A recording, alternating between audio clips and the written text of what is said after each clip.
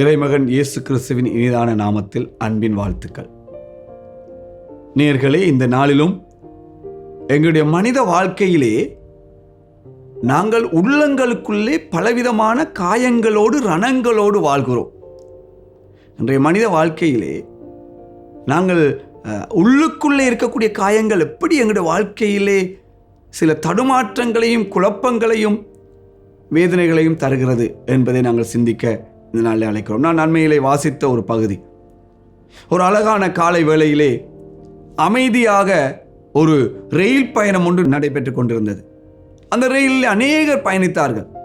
அவர்கள் தங்களுடைய வேலைகளை மிகவும் அமைதியாக செய்து கொண்டிருந்தார். சிலர் செய்தித்தாள்களை படித்தார்கள், சிலர் அமைதியான விதத்திலே தங்களுடைய பாடல்களை கேட்டுக்கொண்டு இருந்தார்கள். இப்படியாக மிகவும் அமைதியாக அந்த பயணம் நடைபெற்று கொண்டிருந்தது.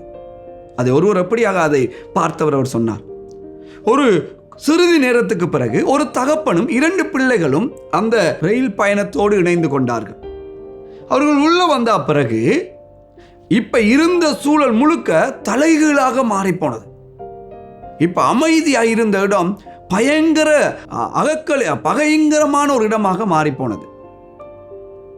இப்பொழுது அமைதி குழம்பி போன ஒரு சூழல் காணப்பட்டது. பிள்ளைகள் மிகவும் சத்தம் போட்டு கதற ஆரம்பித்தார்கள். இருந்த ஒவ்வொரு பயணிகளையும் அவர்கள் தொந்தரவு செய்தார்கள். சிலருடைய அந்த நியூஸ் பேப்பர் வாசிக்கும் போது அதை கிழித்தார்கள். இப்படி செய்யும் போது அங்கே இருக்கக்கூடிய அவருடைய தகப்பனார் எந்தவித ஒரு ரியாக்ஷன், எந்த விதமான ஒரு செயல்பாடும் இல்லாமல் அவர் மௌனமாக அமர்ந்திருந்தார். அதை பார்த்துக்கின்ற அந்த நபர் சொல்லுகிறார், அவருக்கே மிகவும் கடினமாயிருந்தது. என்னடா இவ்வளவு தூரம் இந்த பிள்ளைகள் ஆக்ரோஷமாய் நடந்து கொள்கிறார்கள், தகப்பன் அமைதியாக இருக்கிறாரே என்று அவர் யோசித்தார். கொஞ்ச நேரத்துக்கு பிறகு அங்கிருந்த தண்ணி பாட்டில் எல்லாம் கீழே ஊற்றி மிகவும் மோசமாக நடந்து கொண்டார்கள். அதை தாங்கிக் கொள்ள முடியாத அந்த நபர் அருகிலே போய் அவருடைய தகப்பனார் அமைதியாக இருக்கும்போது அவருடைய தோளிலே தட்டி அவருக்கு சொன்னார்கள், தகப்பனாரை பார்த்து, உங்களுடைய பிள்ளைகள் இவ்வளவு மோசமாய் நடந்து கொள்கிறார்களே, நீங்கள் அவர்களை கொஞ்சம் அமைதிப்படுத்த முடியாதா, சாந்தப்படுத்த முடியாதா, இங்கே இருக்கிற எல்லாருக்குமே இடையூறாய் இருக்கிறார்களே அப்படின்னு சொன்னார்கள். அப்பொழுது அந்த தகப்பனார் அவரிடத்திலே சொன்னாராம், நானும் அமைதிப்படுத்த அவனை முயற்சிக்கிறேன், என்னாலே முடியாமல் இருக்கிறது. காரணம், நாங்கள் இப்பொழுது வைத்தியசாலையில் இருந்து வருகிறோம், ஹாஸ்பிட்டலில் இருந்து வருகிறோம்.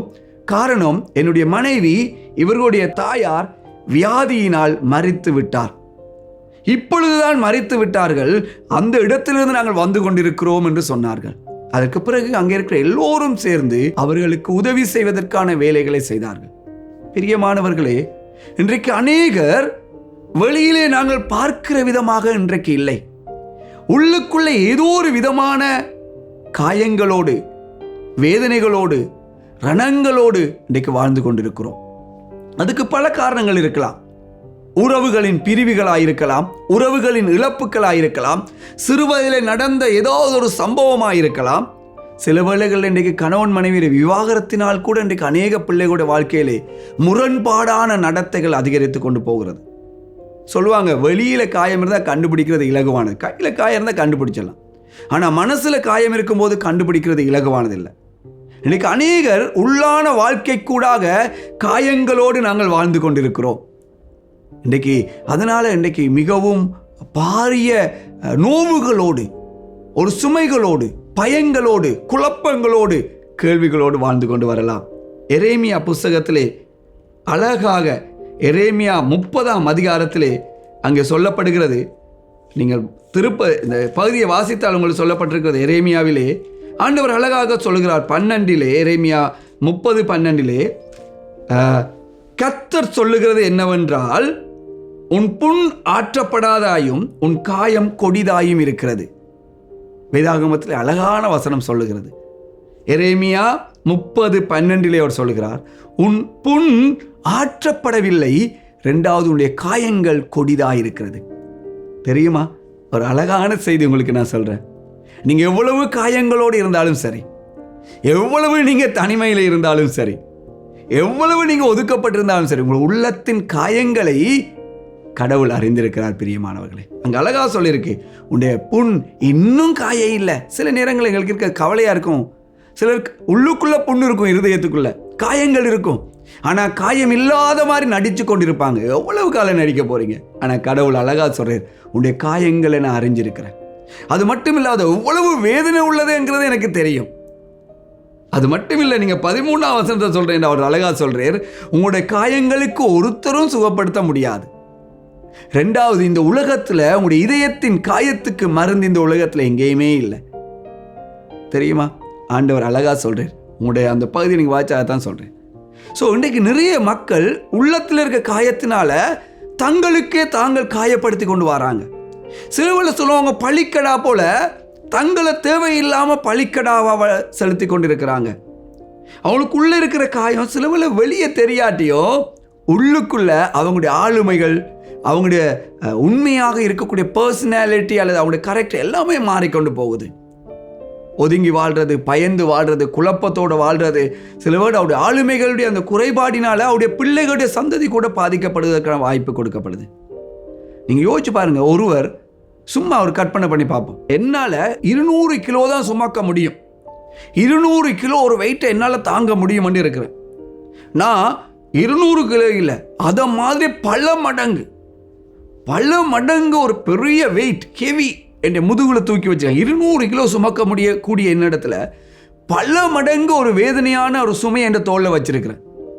எப்படி இருக்கும் யோசிச்சு பாருங்க, கொஞ்சம் இமேஜினேஷன் பண்ணி பாருங்க. இந்த வேதனைகளோடய நான் என் வாழ்க்கையை நான் கடந்துக்கிட்டு போகிறேன், ரைட்? ஸோ அது எனக்கு என்னத்தை கொண்டு வரும் நீங்கள் யோசிச்சு பாருங்க. அது என்ன மட்டும் இல்லை, என்னோட சூழ இருக்கிறவர்களையும் பாதிக்கும். அது மட்டும் இல்லை, அதுக்கு மேலே நீங்கள் எதை வச்சாலும் சரி, ரைட், ஒரு சின்ன ஒரு பொருளை வச்சா கூட ஏற்கனவே நான் சுமக்க முடியாத ஒரு வேதனையோடு போகிறபடினால எனக்கு அது இன்னும் சுமையாக மாறும். இன்றைக்கி நாங்கள் நிறைய பேர் அப்படி தான் வாழ்ந்துக்கிட்டு இருக்கிறோம், சுமைகளோடு வாழ்கிறோம்.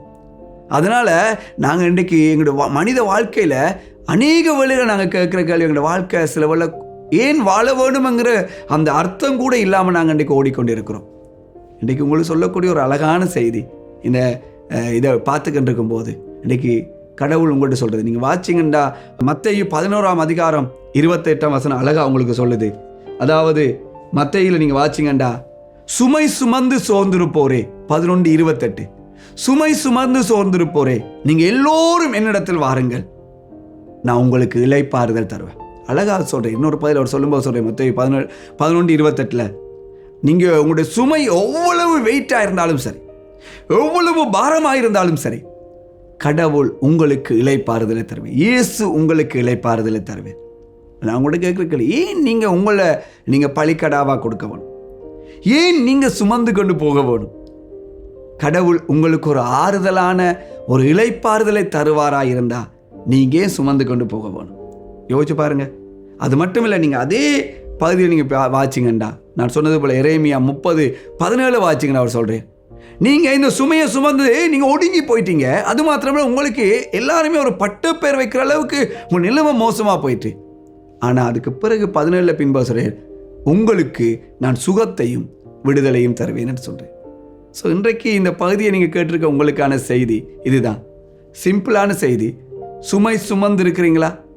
இன்றைக்கி யாருக்கும் சொல்ல முடியாமல் இருக்கிறீங்களா? நாங்கள் சொல்லுவோம் எப்படின்னா, நீங்கள் ஒரு குழாயில் ஒரு பொருளை போடுறீங்க, சாதாரணமான மனித வாழ்க்கை. அந்த போடும்போது ஏதாவது ஒரு பொருள் இடையில் பொறுத்துட்டா அதுக்கப்புறம் எல்லாத்த போடும்போது அது அப்படியே பொறுத்துக்க நிற்கும், ரைட்? அதுபோல் தான் எங்களோட வாழ்க்கை.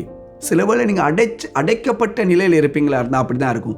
சிம்பிள். நீங்கள் விசுவாசிச்சா, நீங்கள் நம்பினா அந்த கல்லை உங்களுக்குள்ளே இருந்து பொறுத்துக்கிட்டு அந்த கல்லை எடுத்து போட முடியும். அது எதுவாகவும் இருக்கலாம், உங்களோட கடந்த காலத்தில் இருந்த எந்த விதமான பிரச்சனையாலும் இருக்கலாம். 11:28 அழகா சொல்லுது, சுமை சுமந்து சோர்ந்திருப்போரே நீங்கள் எல்லோரும் என்னிடத்தில் வாருங்கள், உங்களுடைய சுமை எவ்வளவு பாரமாக இருந்தாலும் நான் உங்களுக்கு இளைப்பாறுதல் தருவேன். இந்த செய்தி உங்களுக்கானது. இதை பார்த்துட்டு இருக்க உங்களுக்கான செய்தி. நீங்கள் சோர்வோடு அல்லது இந்த விதமாக இருப்பீங்கன்னா உங்கள்கிட்ட கேட்குற கேள்வி, நீங்கள் எத்தனை வருஷம் நீங்களே சுமந்துக்கிட்டு இருக்கிறீங்க? எத்தனை வருஷம் நீங்கள் வெளியே சொல்லாமல் அழுதுக்கிட்டு இருக்க போகிறீங்க? எத்தனை வருஷம் உங்களுக்காக இந்த பிரச்சனைக்காக உங்களுக்கே நீங்கள் தண்டனை கொடுத்துருக்க போகிறீங்க? எத்தனை வருஷம் உங்களுக்கு நடந்த இந்த சம்பவத்தினால உங்களோட பிள்ளைகளுக்கும் உங்களுடைய பெற்றோருக்கும் உங்களுடைய சூழலுக்கு உறவுகளுக்கும் தண்டனை கொடுத்துருக்க போகிறீங்க. இது உங்களுக்கான செய்தி. நீங்கள் நம்புறீங்களா? நீங்கள் விசுவாசிக்கிறீங்களா? கர்த்தரிடத்தில் நீங்கள் இறக்கி வைங்க. அவர் உங்களுக்கு இளைப்பாறுதல், சந்தோஷத்தை, விடுதலையை, சுகத்தை தருவார்.